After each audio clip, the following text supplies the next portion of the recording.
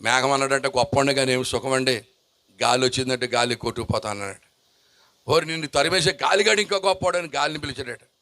గాలి గాలి మా అమ్మాయిని చేసుకున్నాడట. మరి అందరినీ మానేసి నన్ను ఎందుకు కోరుకున్నారంటే, నువ్వు మేఘాలని తరిమేసేంత బలాఢ్యుడు అంట, మా అమ్మాయిని చేసుకోమంటే గాలి అన్నట్టు గొప్పవాడినే కానీ బలవంతుడినే కానీ ఏమి సుఖమండి, ఎంత గాలి అయినా అక్కడ మేను పర్వతం ఉంది, ఆ పర్వతం దగ్గర ఆగిపోవలసింది అన్నాడట. మీ అందరికంటే గొప్పవాడు మేను పర్వతం అయితే మేను పర్వతాన్ని పిలిచాడంట. పర్వతమా పర్వతమా మా అమ్మాయిని చేసుకున్నాడట.